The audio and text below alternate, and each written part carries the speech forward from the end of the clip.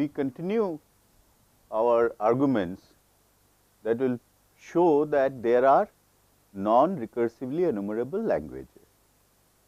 We recall that we said that the proof will be by a diagonalization argument, and to begin that argument, first thing we need to prove is this fact that all possible TMs which accept languages over sigma, sigma is a fixed alphabet,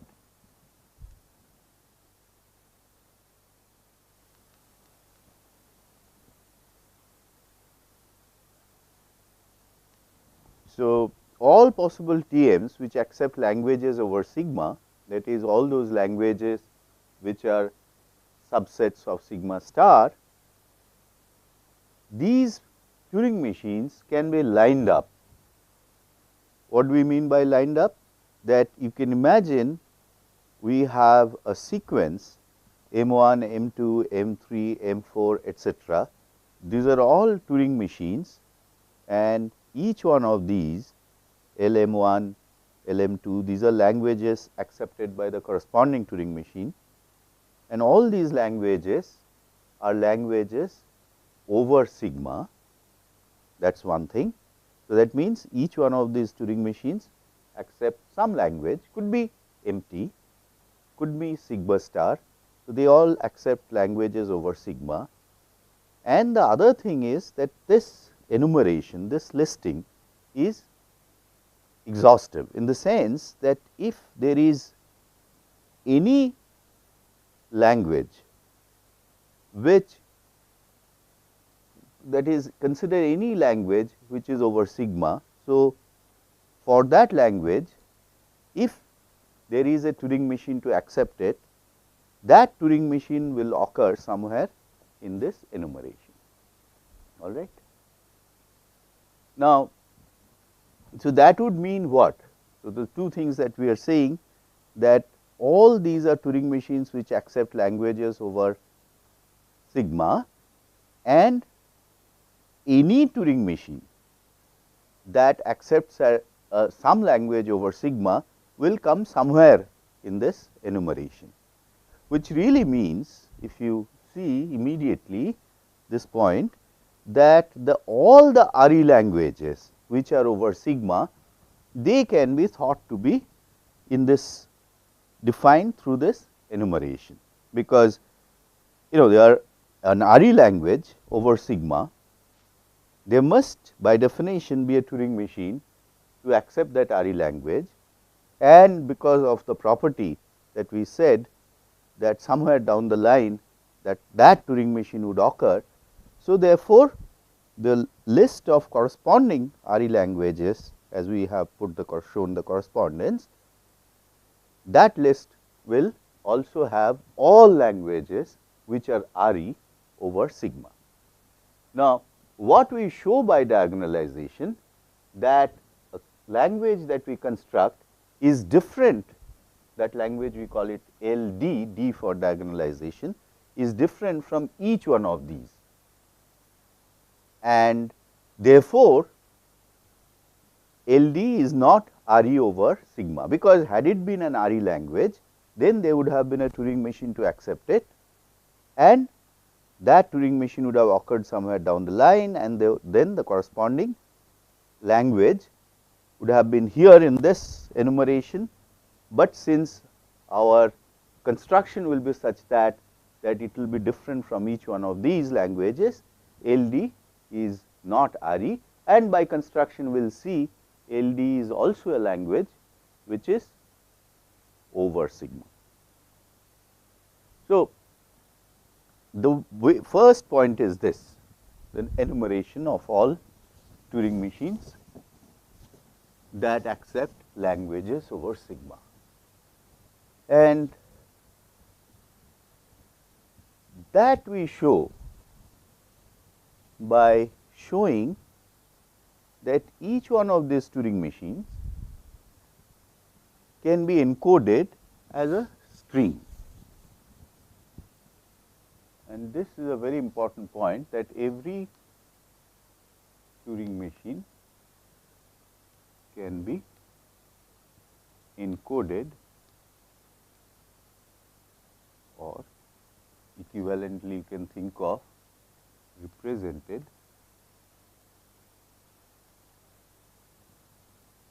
by a finite string.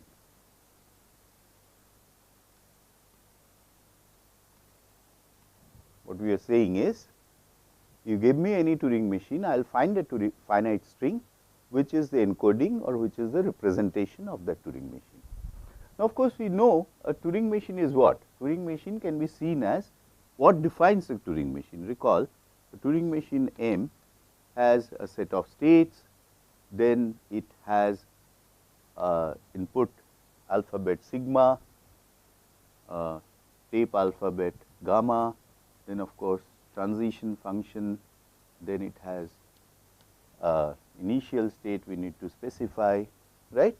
Then it will also have a symbol which we call blank, because those are that particular symbol will be there initially in most of the tapes, right. And then of course, it will have some final accepting states, right. This will be a Turing machine. Now, recall that this delta we can be represented by means of a set of quintuples.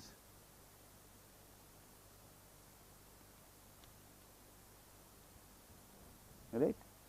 Now, if I just give you the set of quintuples corresponding to a particular Turing machine M, from there you can figure out what are the what is this set, which is the set of states, what are the tape alphabet. Recall that input alphabet by default is sigma, that is standard.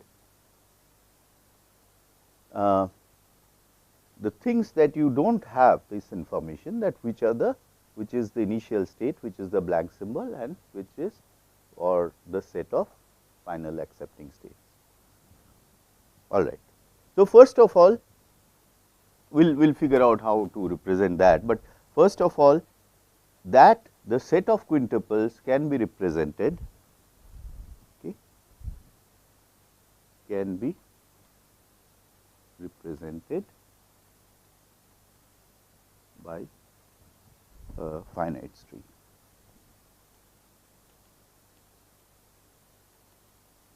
Now, remember, this is possible because this set of quintuples for any Turing machine M, that is a finite set, all right. So, let us,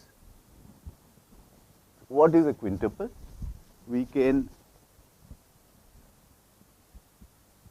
think of a quintuple as, quintuple by definition of course is a 5 tuple, and these 5 things are present state,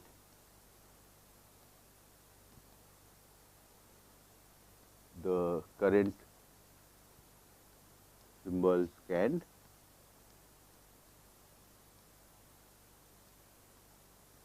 then next state, and then the symbol written on the square which you are scanning at that particular step, and move. By this mean whether the after writing the symbol, whether the Turing machine will move one square to the left or to the right. Now, supposing the present state is qi, the current symbol that you are scanning is the jth symbol, the next state is kth state, symbol that you are writing is s of l, and the move is d. D can be left or right, and each one of this can be coded as some number. You see, for example, I can think of representing by I, the number I, the state qi. It is very clear what the names of states are unimportant, so long I have some ways of differentiating each of these states from other states. So, imagine that I am naming states as really numbers. So, state qi is the number I, that is its representation. Same with symbol. the symbol Sj I can represent by a number j, and this of course will be represented by a number k, this will be represented by a number L, and the move is either 0 or 1, right. 0 for maybe left move and 1 for right move.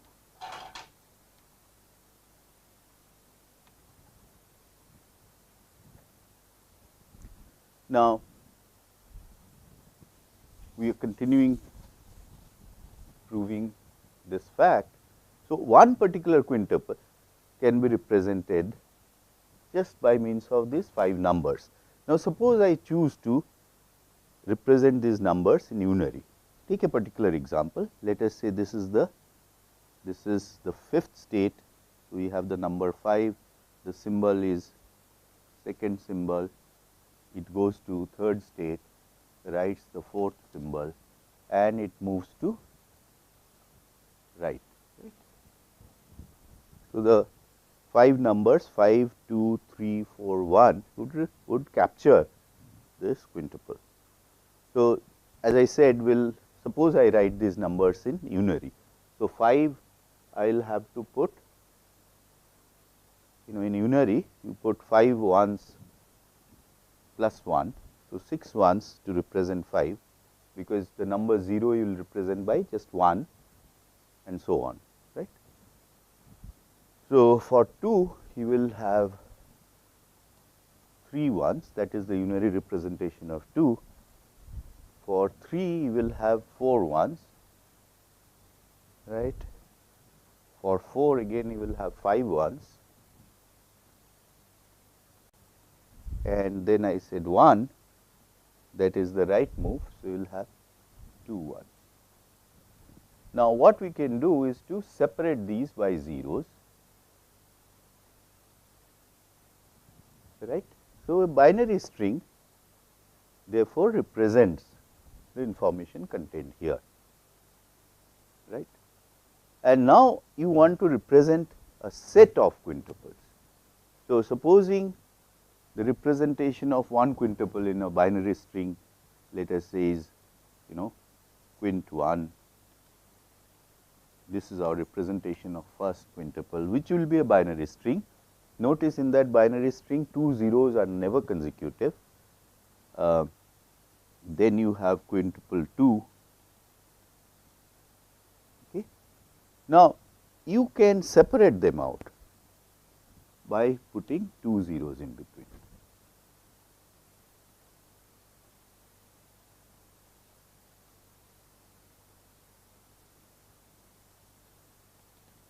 Okay. So, a finite set of quintuples can be represented by means of a binary string. The idea is very simple. The 2 consecutive zeros will separate the representation of quintuples, and in each quintuple a single 0 will separate 2 parts of a quintuple, right. So, this is, you can imagine that this therefore will represent, this idea is a very simple idea, will represent any finite set of quintuples, does not matter how big the set of states is or how big the set of symbols is. Because we are, after all, each such set is finite. So, there will be some finite representation of quintuple, the total number of quintuples for a Turing machine will be finite. So, therefore, we have a binary string to represent all the quintuples. Notice this has all this information, like the set of states, set of symbols, right. These informations we have. We do not have in this representation what is the initial state, neither we have the information what are the final states. So, that these two pieces of information we can keep implicitly. So, let us say we just choose arbitrarily, but fix it once for all that the state 0 is the initial state, or rather if you are saying q 0, that means the number the state whose representation is the number 0 now is the initial state, right. And you also do not have an information about what is the or what are the accepting states. So, again without loss of generality you can assume that the state q1 whose representation will be the number 1, that is the only accepting state. Now, suppose you had a Turing machine which had many accepting states. From there, wherever the machine enters such an accepting state, instead of halting there, you go to a special state and halt there and say that is the accepting state. So, it is not difficult at all. Even if the original machine had a number of accepting states, to define another Turing machine with a single accepting state which will be equivalent so far as the language recognized is concerned. Same way, if you somebody had designed a Turing machine which is not in which q0 is not the initial state, you can just map, do a simple map and swap some state with q0 and that would be the initial state. So, these things you can have without loss of any generality. Now, only thing we have not said what is the blank symbol. Again we can arbitrarily choose one particular symbol to be the blank symbol. So, let us say the symbol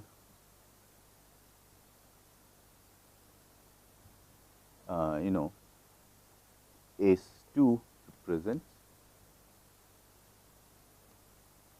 the blank.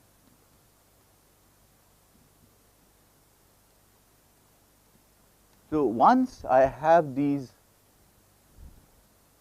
implicit understanding or convention in place, then I can claim, what is that claim?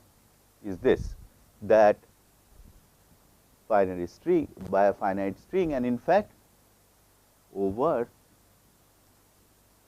the alphabet 0 1, right. It is a binary string, finite binary string will encode a Turing machine, right. What more,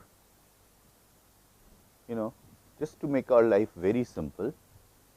So, what we have said, for every Turing machine we have a binary string to represent it. Now, I would like to make it go the other way also. I would like to say that every finite string represents some Turing machine. Okay. So, right now we will say, oh, how is that possible? A string like 0 0 0 0, what does it represent? After all, there are no quintuples I can see in this, etc., etc., etc. Now, basically any such string which is not really representing a set of quintuples in this manner, I choose to call them to represent. I choose to say that they represent a Turing machine which accepts the empty language. So, now we say that any ill formatted binary string. So, what do we mean by ill formatted? Which you do not see as representing a set of quintuples, and that is easy to see. Given such a string, you can easily figure out whether it is ill formatted or not. We are now saying any ill formatted string is said to represent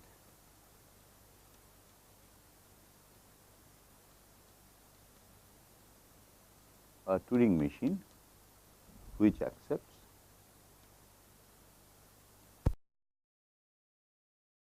no string. So, basically which accepts the language phi, that is the empty set. All right. So, put together all these, what I am saying is every finite binary string is a coding or representation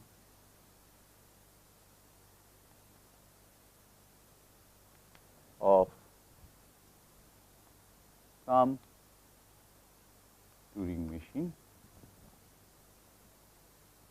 that accepts a language over sigma and for every Turing machine that accepts some language over sigma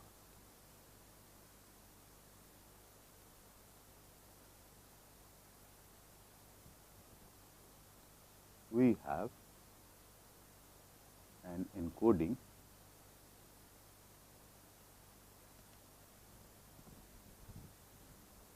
for that. Okay. So, now once you believe this statement, then we have this situation. Just think of a canonical ordering of all binary strings, all finite binary strings. You know, such a canonical ordering is, you can, one possibility is that you consider the strings to be ordered in lexicographically, with the smallest first. So, basically first you will have the empty string, then 0, then 1, then 0 0, then 0 1, 1 0, 1 1, 0 0 0 and so on. Now, we are choosing to consider each one of these strings to be representing a Turing machine, which is accepting some language over sigma, right. So, therefore, this I can see as enumeration of all Turing machines or enumeration of codes of all TMs accepting languages over sigma, right. So, this is this, and of course, we also can enumerate the same manner this set of all finite binary strings. Supposing we do that in this fashion, same enumeration, except our understanding of these is that they are strings, binary strings,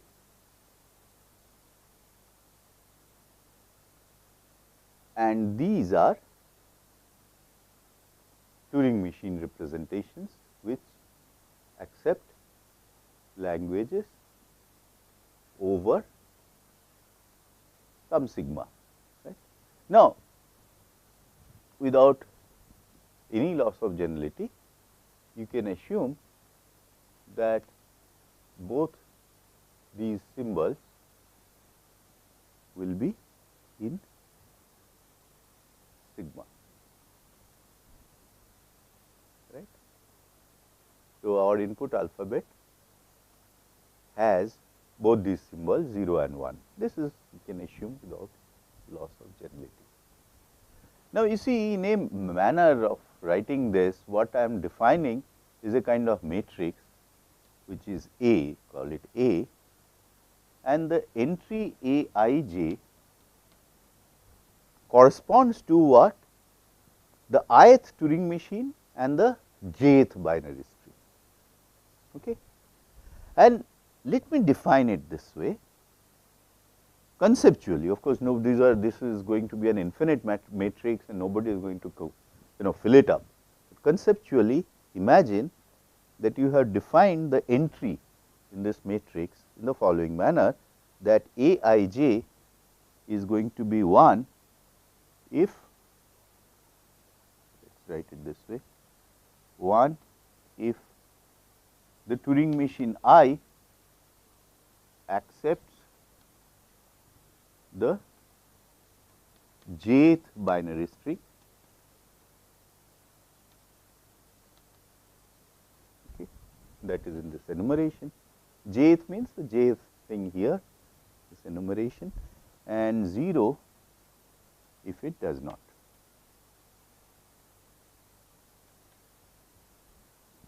So basically now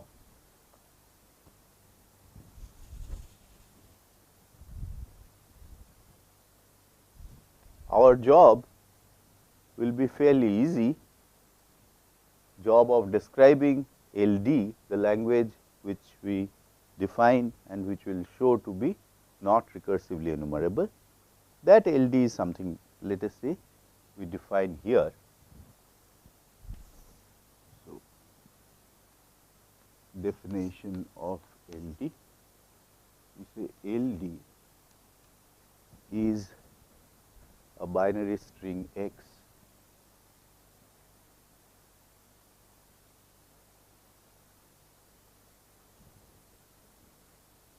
so X will be the set of all X's, all those X's will be in LD, which will satisfy a certain condition. And what is the condition? The TM whose code is X does not accept the language, the string X. Sorry.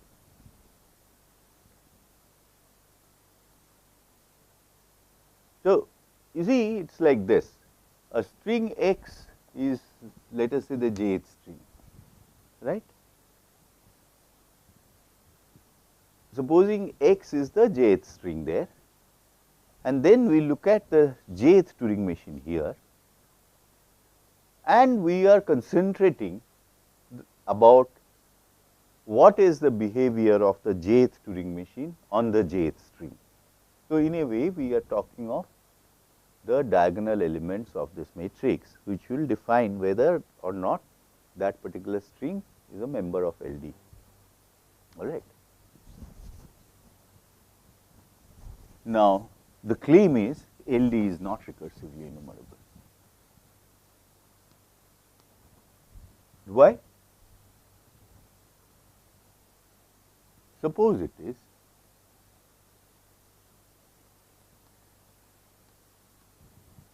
then by definition there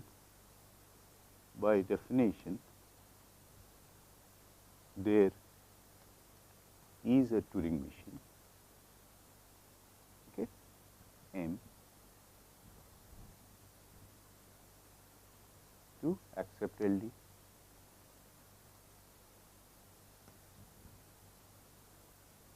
Now, that Turing machine will come somewhere in the enumeration of all Turing machines which accept languages over sigma. So, let us say that let M be the rth Turing machine in our enumeration.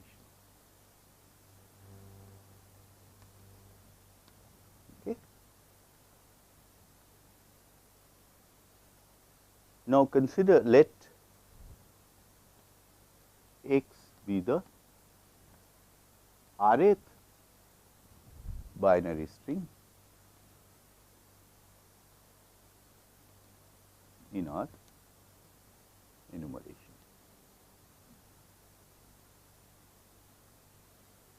This is a fairly simple thing. What we are saying that if LD is recursively enumerable, then there is a Turing machine somewhere whose code is somewhere down this line would accept LD. let that Turing machine be the rth Turing machine, in the sense the rth binary string here represents that particular Turing machine,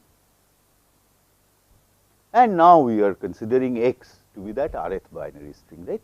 So, do you understand that we are making, we are actually looking at a string in two ways, that string as a string, also that string as a encoding of a Turing machine.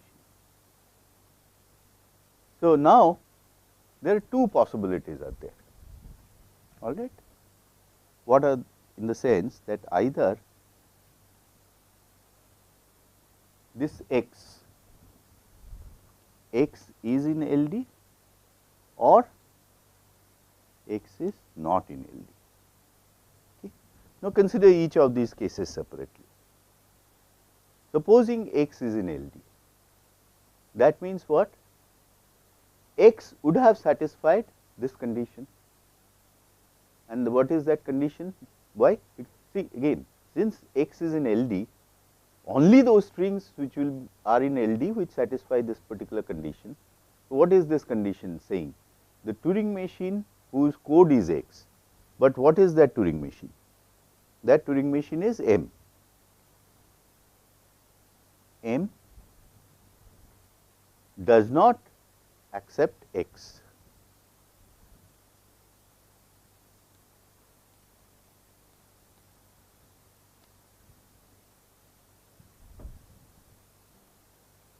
So, if x is in LD, then from the definition of LD, we have that M does not accept x, but then it is clear that the language accepted by M is not LD, right, because we said that M is the Turing machine which accepts LD, all right. So, this case leads us to a contradiction, because x is in LD, that means what? If you x is accepted, it should be accepted by M, but then we are seeing that LM is different from LD. So, the other possibility is x is not in LD, but if x is not in LD, that means what? X is not in LD would mean that x, or to look at it this way, the rth Turing machine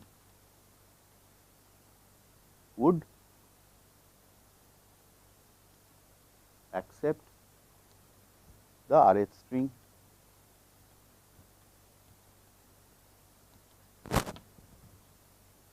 But what is that rth Turing machine? Rth Turing machine is of course the machine M. So, I can say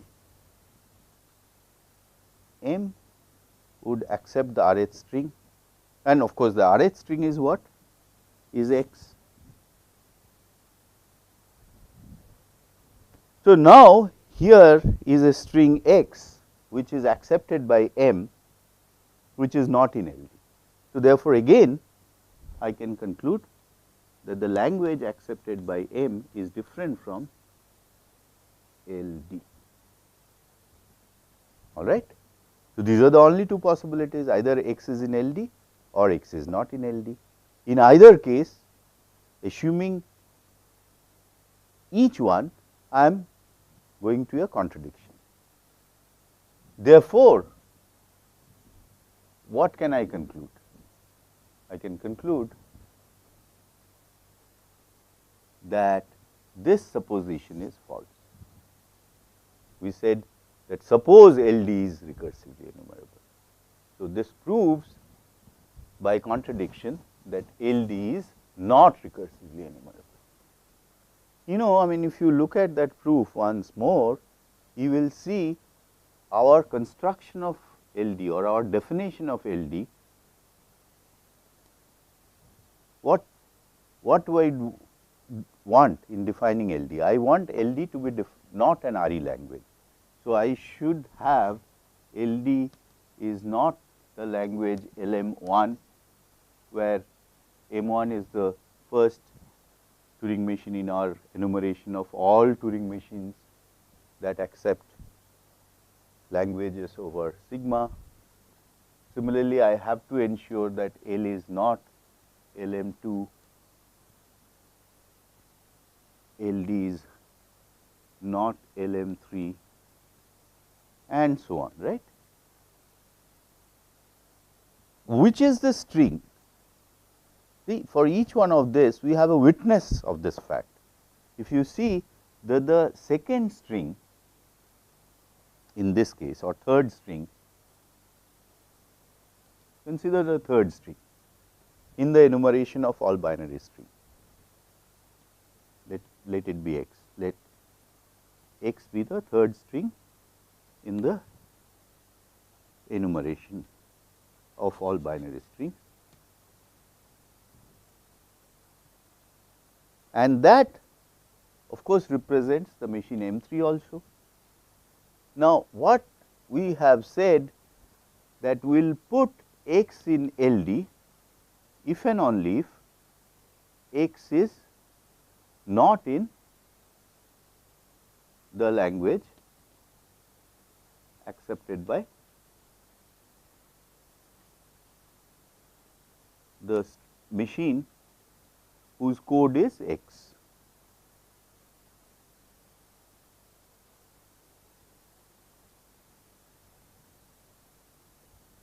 But since x is the third string in the enumeration, this machine is also the third Turing machine, right. That is how we have chose to define, right. We will put x in LD provided x is not in LM3, will not put x in LD if and only if x is in LM3. So, this string x, which is the third string in the enumeration, is the witness of this fact. So, essentially what you have done by your definition of LD, that you have a string which witnesses the correctness of each one of these assertions. Since LD is not the language accepted by any of these Turing machines, and since all these Turing machines collectively exhaust the class of all Turing machines which accept languages over sigma, we get to the fact that LD is not recursively enumerable. Okay. So, this is our diagonalization proof that there exists recursively enumerable, there exist languages which are not recursively enumerable. Let us now define a new class of languages, and that class is called recursive.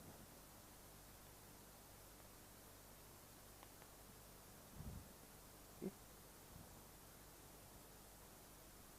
And the definition, we will see a language L is recursive if there is a Turing machine that 1 accepts L and 2 halts on every input.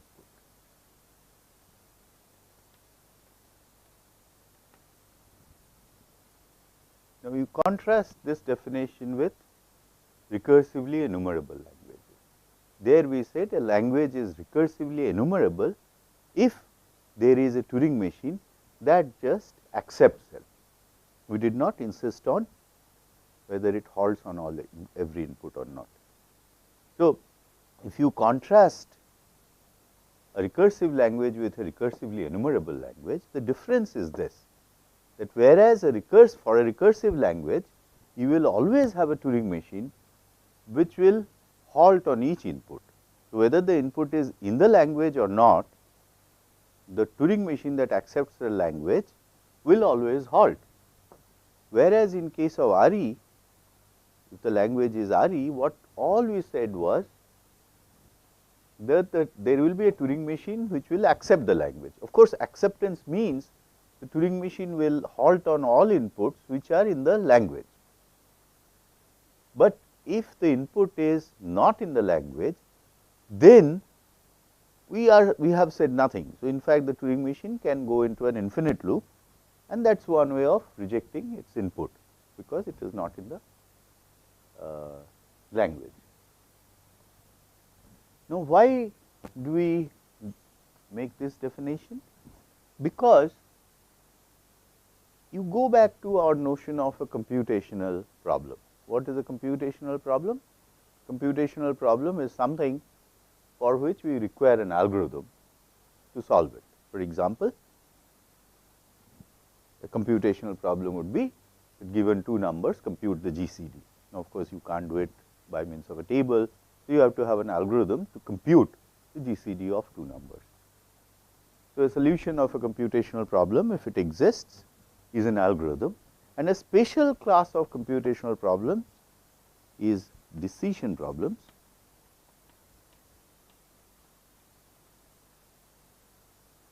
And a decision problem is one where you have to decide, that means you have to just say yes or no. So, we will have two outputs, we will have two outputs, yes for some inputs and no for some inputs.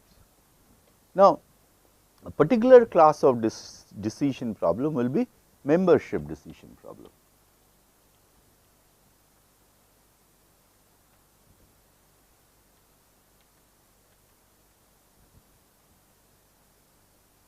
We had talked about these things earlier, but let us once more go over this idea, that a membership decision problem essentially is, there is some, you have some set A in mind, and you have the problem, the computational problem of deciding, given something, whether that is an element of the set or not. So, your algorithm will be, it will take some input, and the output will be yes if x is in A and no if x is not in A. Now, of course, we have many examples of decision problems which are basically membership decision, set membership decision problems. For example, you would like to decide primality of a number. So, given a number, you would like to decide whether it is prime or not. So, you would like to output yes if the number is prime. So, A here is the set of all primes. So, you will say yes if x is in A, no if x is not in A, that means x is not a prime. So, clearly you can do this. So, this is the decision problem for A, membership decision problem for the set A to have such an algorithm. And my point is that such an algorithm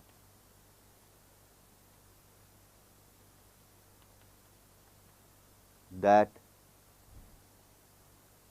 decides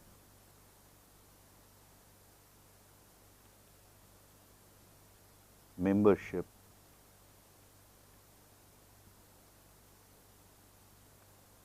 question of A exists if and only if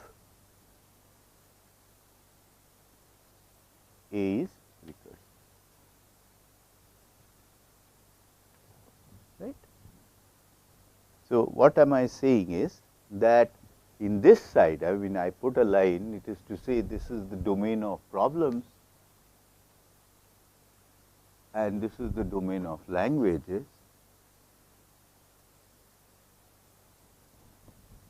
and correspondence that I want to emphasize is the existence of a decision algorithm like this corresponds to the recursiveness of some language. So, in this case, the membership decision problem for A can be done by a program like this, an algorithm like this, if and only if A is recursive, right. So, another term we have something is such a problem, right. Such a problem which admits an algorithm is called computable or decidable. So, once more, what is the point I am making?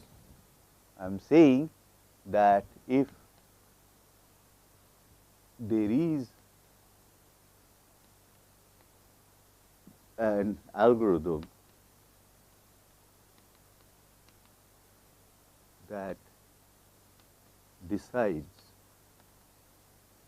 the membership decision problem,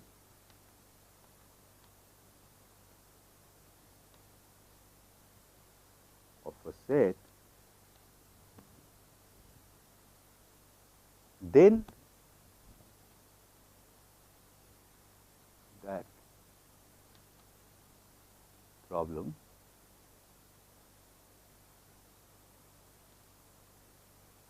is called decidable. So, decidable is an adjective which we will use in the context of problems, and that too decision problems. If you have an algorithm to solve a decision problem, you will say that the problem is decidable. But just now what we said is, if the corresponding decision problem is decidable, seeing this definition, then what do we have? Then it means that set is recursive, right. So, my point is you can talk of decidability in one hand, and really an equivalent question is recursiveness. Okay. So, the set, let us say name a set A. So, we say the membership decision problem for the set A is decidable if and only if A is recursive. You should see that if you wanted an algorithm to decide something, some set membership problem, equivalently you would like to show that the set is recursive. So, what the notion, decidability notion, as I said, is equivalent to or tantamounts to recursiveness notion, and if a set membership problem is not decidable, you call a problem can be undecidable.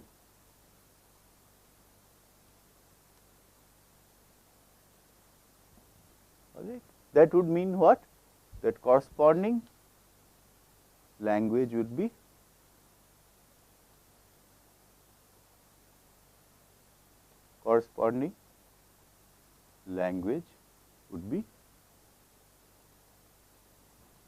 would not be recursive. Okay. Now, we have a notion of recursively enumerable languages. So, we had this notion of RE languages. So, if a language is RE, then of course, you have a Turing machine to accept it. The only problem with that Turing machine is that Turing machine may not halt on those inputs which are not in that language. But then it is not that Turing machine cannot be used to decide the membership problem of the language, because it may not halt to give out a no answer. So, therefore, the question that is of importance is that given an RE language, is it recursive? Why is this question important? Because if I can show that an RE language is recursive, then for that language I have a membership decision algorithm, right. The problem, the decision problem would be decidable. We will have a useful algorithm. See, the point I am trying to say is that just contrast this case, that consider primality. Okay. Now, suppose you have a Turing machine which accepts the set of all primes, but the kind of question you would like to answer is, somebody gives you a number n, you would like to say yes if it is a prime, no if it is not a prime. So, that Turing machine, which of course will say yes to all primes when given as inputs, but may not halt at all on some inputs which are composite. So, you can't really use that Turing machine to make that practical decision that is a number prime. So, this question we can frame it in another way: are all RE languages recursive?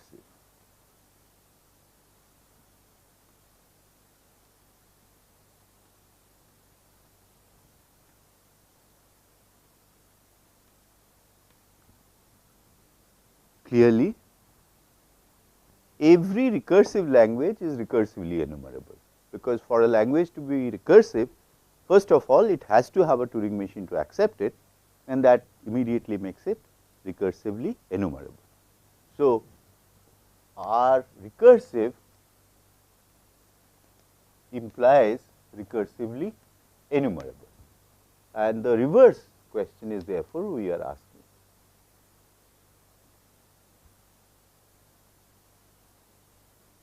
If the answer to this question is yes, then of course it would be very useful. Whenever we have a language to accept some set, we have an algorithm to decide that language. Now, we can just put these questions in a slightly pictorial form. So, just imagine this is your set of all languages, set of all languages over sigma, right, and this is the set of or class of all RE language.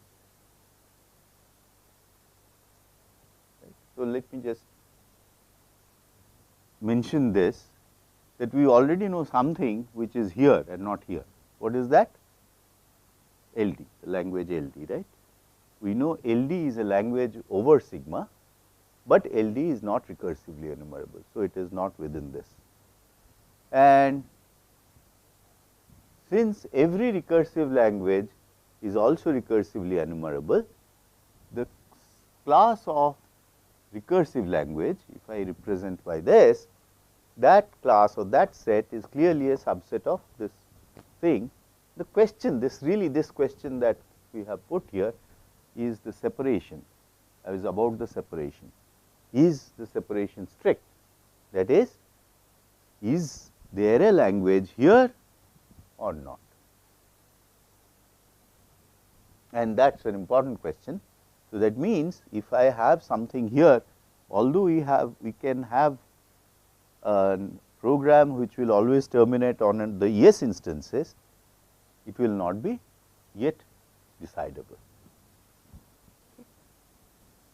So, in fact, what we are going to show soon, that indeed this separation is strict, there will be something here which is, in other words, there will be a recursively enumerable language which is not recursive. We will show that.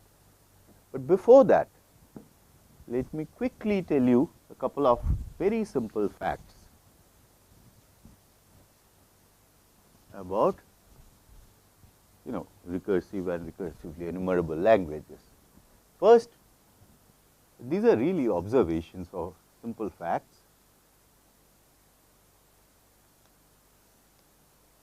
If first fact is, if L is recursive, then so is L complement, right? Clearly, because this is something we did for DFA, right? That same kind of situation will apply, that any input, suppose L is recursive means you have a Turing machine which accepts L and it always halts. So, if the input is in the language, it will go to an accepting state and halt, of course. If it is not in the language, it will go to a state in which it will halt, but that state is not accepting. So, now if you just switch accepting and non-accepting states of that machine, you will be recognized L complement. So, that is clear. Second thing is interesting also, that if both L and L complement are recursively enumerable, then L is recursive. Of course, when I say L is recursive, immediately we have L complement is recursive. So, if both L and L complement are recursively enumerable, then both of them are recursive, right. Now, how do I show this? So, you see, basically imagine that I have a Turing machine M 1 to accept L and another machine M 2 to accept L complement, right. Now, think of another machine M dash, which on any input x, it makes a copy of that input x on another tape, and alternatively, it runs M1, so runs M1 here and runs M2 here. Now, alternately, what I mean by that? See, basically M dash will simulate or behaves for, let us say, even number of steps like M1 and for odd number of steps like M2. So, it is switching between the work of M1 and M2, and since M1 accepts L and M2 accepts L complement, one of these machines will accept the input, because if it is the input is in the language, then M1 would accept. If the input is not in the language, then M2 will accept. So, sooner or later one of these machines will halt in an accepting state, and from there you know what is it. If it was M2 which accepted it, then x is not in the language L, and if M1 which accepted it and halted, then you know x is not in the language. So, either case M complement will all, or M bar, this M dash, this new machine would always halt on every input, and therefore, you using this machine, you know whether the input is in the language L or not, right. So, in case you find this M prime finds it is M1 which has accepted, it will say yes. If M prime finds that it is M2 which was accepting the language L2 has accepted the input, then it will say no, the input does not belong to the language L. Thereby, since we have a Turing machine M dash, which would always halt. After saying yes or no, it would halt, and that would accept L, we have proved the correctness of the statement that if both L and L complement are recursively enumerable, then L itself is recursive.